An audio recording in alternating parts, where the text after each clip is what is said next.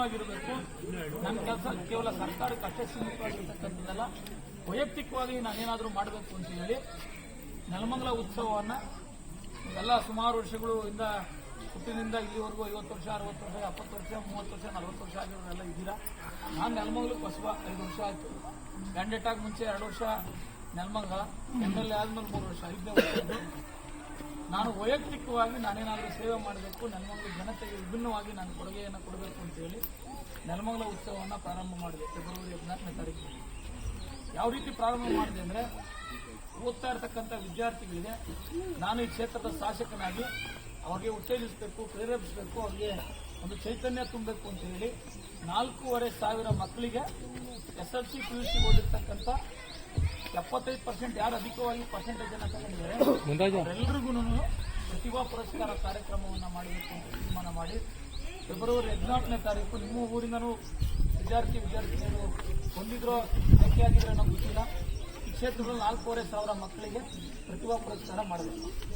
ಆ ಪ್ರತಿಭಾ ಪುರಸ್ಕಾರದ ಮುಂದುವರೆದ ಭಾಗವಾಗಿ ರಂಗೋಲಿ ಸ್ಪರ್ಧೆಯನ್ನು ಆಯೋಜನೆ ಮಾಡಿದ್ದೀನಿ.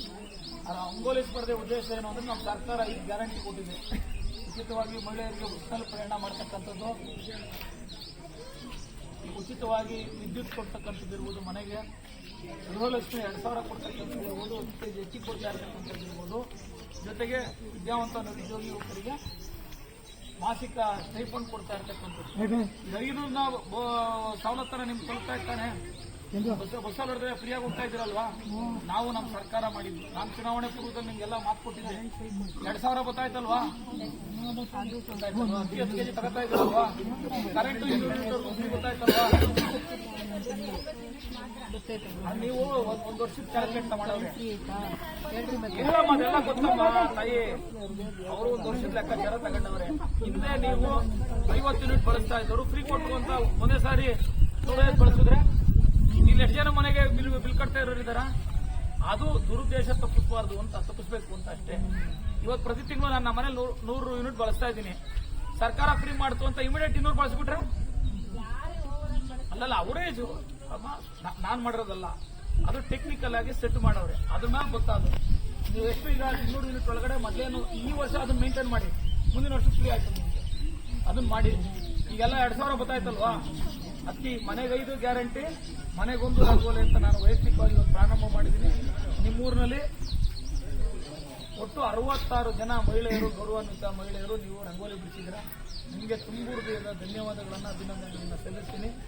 ಈ 66 ಮಹಿಳೆಯರು ಏನು ರಂಗೋಲಿ ಬಿಟ್ಟಿದ್ದೀರಾ, ಇದು ನಿಮ್ಮೂರಿಗೆಲ್ಲ ಶುಭ. ರಂಗೋಲಿ ಯಾವತ್ತು ಬಿಡ್ತೀವಿ? ಮನೆ ಮುಂದೆ, ಮನೆ ಹತ್ರ ವಾರ ಮಾಡಬೇಕಾದ್ರೆ, ಲಕ್ಷ್ಮೀ ಪೂಜೆ ದಿನ, ವರಮಹಾಲಕ್ಷ್ಮಿ ಹಬ್ಬದ ದಿನ, ಊರ ಹಬ್ಬದ ದಿನ, ಯುಗಾದಿ ಹಬ್ಬದ ದಿನ ರಂಗೋಲಿ ಬಿಟ್ಟು ಶುಭ ಸೂಚಕವಾಗಿ ಮಾಡ್ತೀವಿ. ಅಂತ ಶುಭ ಕಾರ್ಯವನ್ನ ಸ್ಪರ್ಧೆ ಮುಖಾಂತರ ಮಾಡಿಸಬೇಕು ಅನ್ನೋ ಉದ್ದೇಶದಿಂದ ಮಾಡಿಸಿದ್ದೀನಿ. ನೀವೆಲ್ಲ ಅದಕ್ಕೆ ಬೆಂಬಲ ವ್ಯಕ್ತಪಡಿಸಿದ್ದೀರಾ. ನಿಮ್ಮ ಸೇವಕನಾಗಿ ತುಂಬ ಧನ್ಯವಾದಗಳನ್ನು ತಮಗೆ ಸಮರ್ಪಿಸ್ತೀನಿ. ಈ 66 ಜನದಲ್ಲಿ 3 ಜನ ಗೆದ್ದಿದ್ದೀರಾ. ಗೆದ್ದಿರ್ತಕ್ಕಂಥವ್ರಿಗೆ 3 ಬಹುಮಾನಗಳನ್ನು ಕೊಟ್ಟು ಉಳಿದ ಯಾರೆಲ್ಲ ಪಾರ್ಟಿಸಿಪೇಟ್ ಮಾಡಿದ್ದೀರಾ ಅವ್ರಿಗೆಲ್ಲ ಸಮಾಧಾನಕರ ಬಹುಮಾನಗಳನ್ನು ಇಲ್ಲೇ ವಿತರಣೆ ಮಾಡ್ತಾರೆ. ಈಗ 3 ಜನ, ಪವಿತ್ರ 1ನೇ ಬಹುಮಾನ, ಮಮತಾ 2ನೇ ಬಹುಮಾನ, ನವ್ಯ 3ನೇ ಬಹುಮಾನ.